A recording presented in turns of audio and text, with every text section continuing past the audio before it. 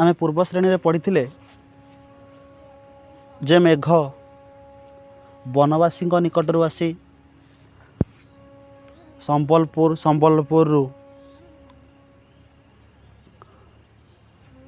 अनुगुल कटक आउ भुवनेश्वर दे कि पहुँची नीलाचल पथरे से दर्शन करिछि कोणार्क को। कोणार्क परे तार आगमन घटिब एबे नीलाचलनाथ जगन्नाथ क्षेत्र को। तेबे चलंतु विषय को जिबा। नीलाचल पथरे जाऊँ जाऊँ साक्षी गोपाल धवलित सदन ठारे क्षणकाल स्तंभित हो रहीजिबु। जेतेबेले मेघ तू नीलाचल पथरे जीवु एवं नीलाचल पथरे जाऊँ जाऊँ कौन करिबु ना साक्षी गोपाल सत्यवादी निकटरे अल्प काल स्तंभित हो रहीजिबु।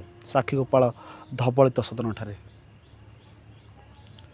एही ठारे घन अल्प दिन तले श्मश्रुल अश्रुल खर्ब क्षम मनुष्यटीए बकुल बनरे कुटीर रची उन्नत उत्कलर स्वप्न देखिथिला। एई सत्यवादी रे अल्प दिन तले जड़े श्मश्रुल दाढ़ीयुक्त अश्रुल लोतकयुक्त खर्ब क्षम मनुष्यटीए पतला मनुष्यटीए दाढ़ीयुक्त मनुष्यटीए अल्प दिन तले कौन करिथिला मेघ बकुल बनरे कुटीर रची उन्नत उत्कलर स्वप्न देखिथिला। ये जो बकुल छुरी ना बनरे कुटीर रची अर्थात गोटे विद्यालय सत्यवादी विद्यालय गठन करी एई उत्कलर उन्नतिर स्वप्न देखिथिला। से थिला उत्कलर महानिशार ध्रुव ज्योति अथवा से थिला निर्जन महावनर क्षीण करुण और मधुर निस्वन अथवा से थिला लांछिता जननीर कारुण विग्रह।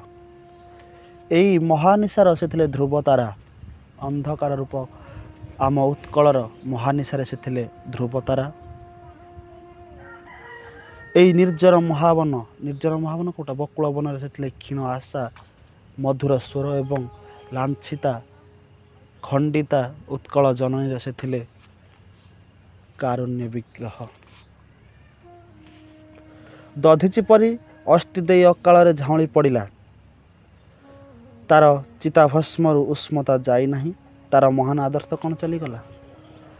जो दाढ़ीयुक्त पतला मनीषटी अल्प दिन तले एठी ए बकुल बनरे गोटे मनीष तैयारी कारखाना करी स्वप्न देखिथिला उत्कलर उन्नतिर स्वप्न से मनीषटी अल्प दिन तले अकाल झाऊली पड़ी।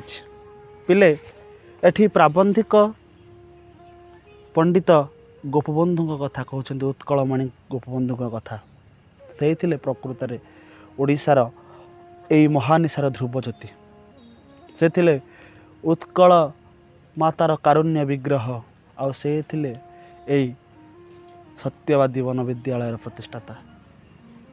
तार चित्ताभस्मरु एवं दधिची परी अस्थि दे अकाल झाऊली पड़ी। से दधिची मुनि से दिन जमिति देवता हित पाई संसार हित पाई निजर अस्थि प्रदान करथिले देवता मानक जो अस्थि द्वारा वज्र होइथिला एवं वृतासुर मरिथिला ठीक सेमिति एई मनीषटी मध्य अर्थात गोपबंधु मध्य निजको बलिदान देइथिले ए देश पाई निजर दधिची भली निज अस्थि देई मध्य से झाऊली पड़िथिले। तार चित्ताभस्मर उष्मता जाई नहीं तार महान आदर्श कौन चलीगला। मेघ तू देखिबू तांको चित्ताभस्म एबे भी उष्मित किंतु से जाऊ जाऊ कौन तांकर आदर्श चलीगला। से जो आदर्श नहीं स्वप्न देखिथिले जो आदर्श को पाथेय कर तांको जीवन गढ़ी जो आदर्श को आम भितर बांटी देइथिले से कौन अल्प क्षण रे जाऊ जाऊ तांको आदर्श चलीगला। एठी क्षोभ प्रकाश करिसेंती प्राबंधिक क्षोभ दुख प्रकाश करिसेंती क्षोभ प्रकाश करिसेंती कहिसेंती କାଲି ସେ ବଞ୍ଚିଥିଲେ ବୋଲି ତାଙ୍କ ଆଦର୍ଶ ବଞ୍ଚିଥିଲା, ସେ କ'ଣ ଆଜି ମରିଗଲେ ବୋଲି ତାଙ୍କ ଆଦର୍ଶ ପଳାଉଛି? ମହର୍ଷି ପ୍ରତିପାଳିତ ଏହି ମଞ୍ଜୁ ଛୁରିଅନା କୁଞ୍ଜ ବକୁଳ ବନ ଆଜି ସୁଦ୍ଧା ତାର ଆଦର୍ଶ ରଖିଛନ୍ତି। ମହର୍ଷି କିଏ? ମହର୍ଷି ହେଉଛନ୍ତି ସ୍ୱୟଂ ଗୋପବନ୍ଧୁ। ମହର୍ଷି ପ୍ରତିପାଳିତ ଏହି ମଞ୍ଜୁ ଛୁରିଅନା କୁଞ୍ଜବନରେ, ଏହି ଛୁରିଅନା କୁଞ୍ଜବନ ମଧ୍ୟ ଏପର୍ଯ୍ୟନ୍ତ ସେ ଆଦର୍ଶକୁ ରଖିଛି। ଏମାନେ ସମସ୍ତଙ୍କୁ ନିର୍ବିଶେଷରେ ଶ୍ୟାମ ଛାୟା ଦେଇଥାନ୍ତି। ଏଇ କୁଞ୍ଜବନ, ଏଇ ତମାଳ ଛୁରିଅନା ବନ ସମସ୍ତଙ୍କୁ ଏବେ ମଧ୍ୟ ଛାୟା ପ୍ରଦାନ କରିଥାନ୍ତି। ସେ ଏଇ ମହର୍ଷି ଗୋପବନ୍ଧୁଙ୍କ ଆଦର୍ଶରେ ଅନୁପ୍ରାଣିତ। କିନ୍ତୁ ହାୟ ମଣିଷ,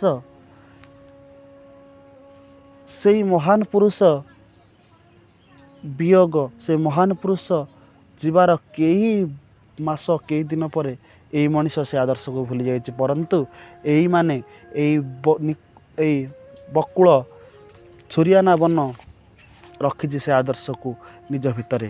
ଏବଂ ସେ କ'ଣ କରୁଛନ୍ତି? ତାର ଆଦର୍ଶ ରଖିଛନ୍ତି ଏମାନେ ସମସ୍ତଙ୍କୁ ନିର୍ବିଶେଷରେ ଶ୍ୟାମ ଛାୟା ଦେଇଥାନ୍ତି, ସମସ୍ତଙ୍କୁ ଛାୟା ପ୍ରଦାନ କରିଥାନ୍ତି। ବାଷ୍ପାକୁଳ ହୋଇ ଏମାନଙ୍କ ମସ୍ତକ ଚୁମ୍ବନ କରି ଏମାନଙ୍କୁ ଶ୍ୟାମଳ ଉଜ୍ଜ୍ୱଳ କରିଯିବୁ। ବାଷ୍ପାକୁଳ ହୋଇଯିବୁ ତୁ ଏବଂ ଏମାନଙ୍କ ମସ୍ତକ ଅର୍ଥାତ୍ ତୁ ବର୍ଷା ବାରିପାତରେ ଏମାନଙ୍କୁ ଛୁଇଁଯିବୁ, ଏମାନଙ୍କୁ ପୁଣି ଶ୍ୟାମମୟ କରିଯିବୁ, ଏମାନଙ୍କୁ ପୁଣି ଶାଗୁଆରେ ପରିଣତ କରିଦେଇଯିବୁ। ତାପରେ ଗୋପାଳଙ୍କ ପ୍ରତି ପ୍ରଣତ ହୋଇ ପୁଣି ନୀଳାଚଳ ପଥ ଧରିବୁ। ଏଇ ସତ୍ୟବାଦୀ, ଏଇ ଛୁରିଅନା ଜଙ୍ଗଲ ବକୁଳ ବନରେ ତୋର କାମ ସାରି ତୁ ଏଠି ପୁଷ୍ପପୁରରେ ଯେମିତି ବର୍ଷା ଅବିରତ ଢାଳି ଦେଇଛୁ, ପୂର୍ବରୁ ଉତ୍କଳର ଭ୍ରମଣ ବେଳେ ଯେମିତି ଢାଳି ଦେଇଛୁ ବର୍ଷା, ଠିକ୍ ଏଇ ସତ୍ୟବାଦୀରେ ମଧ୍ୟ ବର୍ଷା ଢାଳି ଦେବୁ, ଆକୁ ଶ୍ୟାମମୟ କରିଦେବୁ, ସୁଜଳା କରି ଚାଲିବୁ ତୋର ବାଟରେ। କ'ଣ କରିବୁ ତାପରେ? ନା ସାକ୍ଷୀ ଗୋପାଳଙ୍କୁ ଟିକେ ନମସ୍କାର କରି ତୁ ତୋ ପଥରେ ଚାଲିବୁ, ନୀଳାଚଳ ପଥକୁ। ବାରିବାହ ପ୍ରଭଞ୍ଜନ ବଳରେ ଏଇଠାରୁ ତୁ ତୋର ବିଜୟ ରଥକୁ ତ୍ୱରା ଗତିରେ ବାହି ନେବୁ। ବାରିବାହ ମେଘ, ହେ ମେଘ ପ୍ରଭଞ୍ଜନ ବଳରେ, ପବନ ବଳରେ ତୋର ରଥକୁ, ବିଜୟ ରଥକୁ, ତୁ ଯେଉଁ ଉତ୍କଳ ଭ୍ରମଣରେ ଆସିଛୁ ସେଇ ରଥକୁ ତୁ ପ୍ରଭଞ୍ଜନ ବଳରେ, ପବନ ବଳରେ ତ୍ୱରା ଗତିରେ, ଖୁବ୍ କ୍ଷିପ୍ର ଗତିରେ ବାହି ନେଇଯିବୁ। ପୁଗ ଓ ପୁନାଗ ମଧ୍ୟରେ ସଂଘର୍ଷ ଲଗାଇ ତାଳ ତରୁର ଦୀର୍ଘାୟିତ ମସ୍ତକକୁ ସଜୋର ସଞ୍ଚାଳନ କରି ତମାଳ ପତ୍ରରେ ନବ ନୀଳିମା ବୋଳି ଦେଇ ଅସରନ୍ତି ନାରିକେଳ ବର୍ଣ୍ଣରେ ସଞ୍ଚରଣ କରି କେତେକ ରେଣୁରେ ସୁରଭିତ ହୋଇ ନୀଳାଚଳ ପଥରେ ଯାଉଁ ଯାଉଁ ନୀଳାଚଳନାଥଙ୍କ ଧବଳିତ ସଦନ ଦକ୍ଷିଣାଶା ମୁଖମକରିକା ପରି ବହୁ ଦୂରରେ ତୋର ନେତ୍ର ପଥରେ ଭାସି ଉଠିବ। ତୁ ଯେତେବେଳେ ନୀଳାଚଳ ପଥରରେ ଯିବୁ, ପବନ ବଳରେ ପୁଗ ପୁନାଗକୁ ଦୋହଲେଇ ଦେବୁ, ତାଳ ତମାଳ ଗଛ ଦେଇ ଯିବୁ, ଆଉ ଦୂରରୁ ଦେଖିବୁ କ'ଣ? ନୀଳାଚଳରେ ଦେଖିବୁ ଧବଳିତ ସଦନ ପ୍ରଭୁ ଜଗନ୍ନାଥଙ୍କ ଶ୍ରୀମନ୍ଦିର। ସେ କେମିତି ଦେଖାଯାଉଥିବ ଦୂରରୁ? ନୀଳାଚଳ ପଥରେ ଯାଉଁ ଯାଉଁ ନୀଳାଚଳନାଥଙ୍କ ଧବଳିତ ସଦନ ଦକ୍ଷିଣାଶା ମୁଖମକରିକା, ଦକ୍ଷିଣ ମୁଖକୁ ଗୋଟିଏ କୁମ୍ଭୀର ଭଳି ତୋ ଦୂରରୁ ଦେଖାଯିବ। ବହୁ ଦୂରରେ ତୋ ନେତ୍ର ଭାସି ଉଠିବ ଦକ୍ଷିଣ ପଥ। ଏହି ସେ ନୀଳାଚଳ, ଉତ୍କଳ କମଳର କେଶର, ନିଜେ ଲୀଳାମୟ ଏହାକୁ ବାସସ୍ଥଳୀ ବାଛି ନେଇଛନ୍ତି। ଏଇ ହେଉଛି ସେ ନୀଳାଚଳ, ଯେଉଁ ନୀଳାଚଳ ଉତ୍କଳ କମଳର କେଶର ସଦୃଶ, ଯେଉଁ ନୀଳାଚଳ ଉତ୍କଳର ମାନଦଣ୍ଡ, ଯେଉଁ ନୀଳାଚଳ ଉତ୍କଳର ସବୁ ସଂସ୍କୃତିର ମୂଳ ଉତ୍ସ।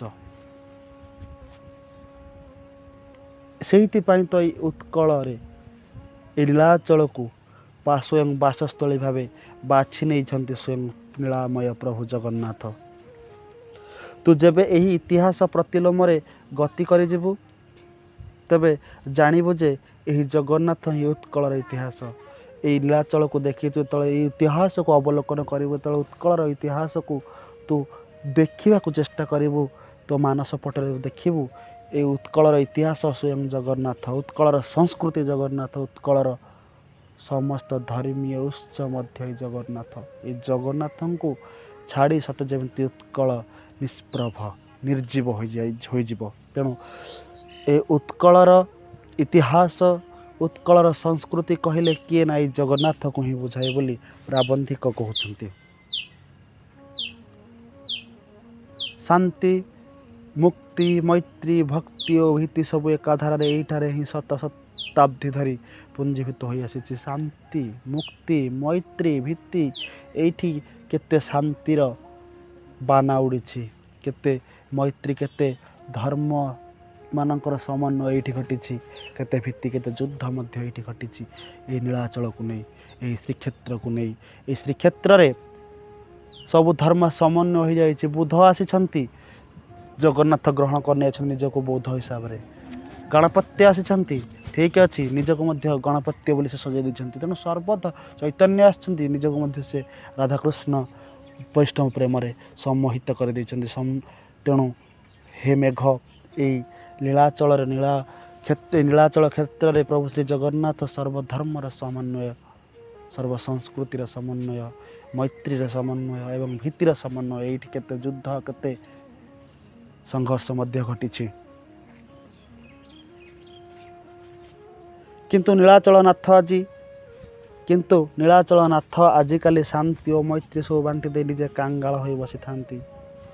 किंतु ए नीलाचल नाथ जगन्नाथ आज शांति और मैत्री को बांटी देइछन्ति नहीं जाओ रे पिले नहीं जाओ से आज कांगाल हो बसी सतरे जमिति से आज गोटे दरिद्र भली दरिद्र हो जाइछन्ति केवल कौन ना खाली वृद्ध अवसर कर्मचारी वृद्ध काल भोग कला परी से आज खाली खाली 60 पौटी पाइले तृप्त होती। ये जगन्नाथ सतरे जमिति दरिद्र हो जाइछन्ति। ये जगन्नाथ सतरे जमिति अवहेला होइछन्ति जमिति कर्मचारी जने सरकारी कर्मचारी वृद्ध बेले अवसर प्राप्त बेले जमिति केवल निज वृद्ध काल भोग जमिति करे ठीक सेमिति आज जगन्नाथ मध्य केवल 60 पौटी खाऊछन्ति एवं से 60 पौटी से तृप्त हो उठुछन्ति आउ जमी तार किछि करिवार ही नाही से जमिति वृद्ध कर्मचारी भली आज वृद्ध काल को भोग करुछन्ति।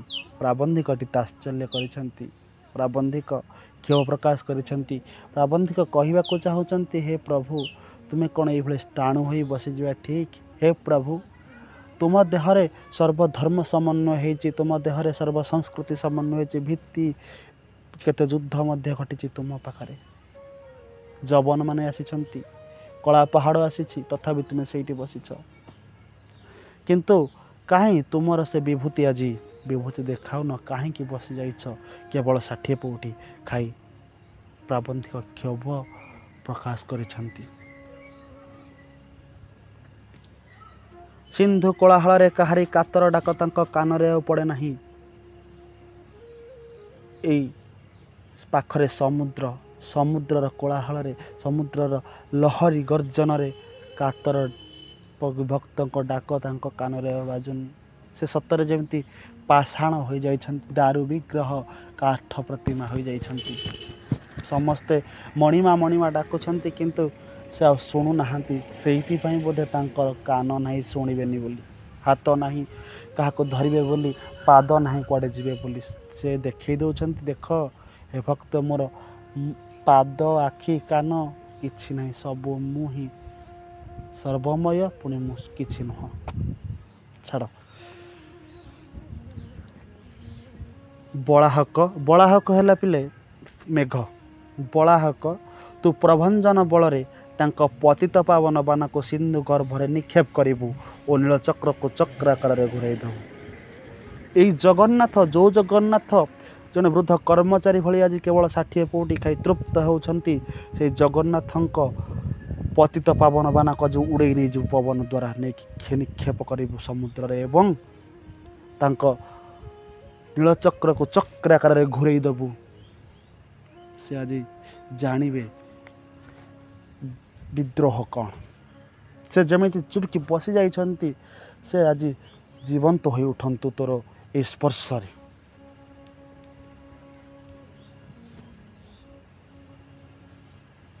तापरे अम्बुपति पास को जाई थरे तोर विभूति देखाई देबो अम्बुपति हेले समुद्र नीलाचल रे नीलाचलनाथंक नीलचक्र को घुराई पतित पावन पाना को पतित पावन पाना को समुद्र निक्षेप करी तापर तू जीवु अम्बुपति समुद्र पाखक सागर निकट को जीवु समुद्र निकट को जीवु एवं सेठारे कौन करिवु ना तोर विभूति तोर पराकाष्ठा तोर पराक्रम तांको देखैबु। एई अम्बुपति महाकृपण किछि महाकृपण सृष्टि जळीगले सुधा कृपण कोटिपति बिना कर पीड़न रे बिंदु मात्र दान करे नाही।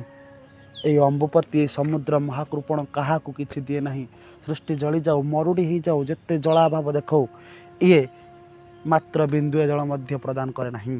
तेणु तू कौन करिवु लोल ओ चंचल तरंगावली सहित बेलाभूमि रे बालक परी अविरत खेलुता एई समुद्र सबले तरंगावली रे समुद्र लहड़ी रे उर्मी माला रे सबले छोट छुआ भली खेलु थाए।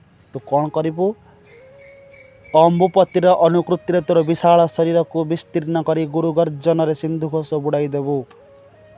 समुद्र अनुकृति समुद्र भली तू समुद्र को माड़ी जीव एवं तोर विशाल गुरु गर्जन तो गर्जन रे एई समुद्रर गर्जन घोषला गर्जन को तू बुड़ाई देबु। आउ कौन करिवु तोर भीम रूप देखी भीरु नीलाचल ललना माने बातायन पथ छाड़ी पलाई जीवे। तोर भयंकर रूप देखी मेघ जो ललना माने तोते बंदौथिले नीलाचल ललना माने तोर भयंकर रूप देखी बातायन पथ छाड़ी पलाई जीवे। झरका जो डुंगी की देखुथिबे से माने छाड़ी पळेइबे। नीलाचल ठारू चारु चिलिका बक्ष देई तू अचिरे समग्र उपकूल ओ माଳ अंचल व्यापी जाई उत्कल रे तोर स्वकर्म शेष करिवु। नीलाचल रे तोर काम सारी तू चिलिका बक्षरे जाई अचिरे उपकूल ओ माଳ अंचल व्यापी जाई सेठारे श्यामलित करी वर्षा बा बारीपात करी उत्कलर तोर स्वकर्म शेष करिवु। घन गंजाम और जयपुरवासी मानक तू भूली जीव नहीं। हे मेघ तू गंजाम और जयपुरवासी को भूलिबु नहीं। खंडित उत्कल मोह निद्रा निद्रित थिला बेले एई माने ही दक्षिणाशपथ प्रहरी रूपे जाग्रत हो रही थे। जितेबाला खंडित उत्कल निद्रा शोईथिला सेतेबाला एई जयपुर आ गंजामवासी माने दक्षिण उत्कलर दक्षिण पथ को जाग्रत प्रहरी रूपे जगी। सिंधु पारी साधवर स्मृतिपुत ए भूमिर जाग्रत जनता तोते सादर चरण सादरे बरण करि नेबे। सिंधु पारी साधवर स्मृतिपुत एई साधव माने एई बाटे ही ए गंजाम सिंधुरे सागर रे ही जाउथिले व्यापार वाणिज्य करी। तेणु एई मानक सिंधु पारी साधवर स्मृतिपुत ए भूमि जाग्रत जनता तोते सादर ग्रहण कर नेबे। साधव मानकर स्मृतिपुत पवित्र स्मृतिर भूमि ये। तेणु ए जनता तोते सादर बरण करिवे स्वागत करिवे। कुंतल रे कुरुबक नयन रे अंजन और कपोल रे कज्ज्वल घिनी मंजुभासिनी सुहासिनी हारमयी नारी माने तोते तैलंगी भंगी रे स्वागत जणाइबे। एठी कौन करिवे से माने केशरे कुरुबक फूल खुशी नयन अंजन दे सुभाषिणी मंजुभाषिणी मधुमय भाषा रे तोते तैलंग्य ठाणी रे तेलंगाना ठाणी रे तोते स्वागत जणाइबे। घन तू एमान को निराश न करी तोर श्याम स्पर्श रे समस्त अंचल श्याम करी आसीबु। जयपुर आ गंजामवासी मानकु निराश करिबुनि। जो माने तोते स्वागत जणाइबे तैलंग्य ठाणी रे सेमान को मध्य निराश न करी के भूमि को तू कौन करिबु ना श्यामलित करिबु तोर बारीपात रे। तबे पिले आज पाई विषय एठी सरी। वास्तव रे देखा गले पद्मश्री कृष्णचंद्र पाणिग्राही यह प्रबंधटी थिला माँ प्रति ममता मातृभूमि प्रति प्रीति एवं निज वेदना। तेबे आज पाई ए विषयटी ये रखुची। पिले जदि विषयटी बुझे आपण मानक कोठी असुविधा होती मते कमेंट बॉक्स रे जणाइबे। धन्यवाद।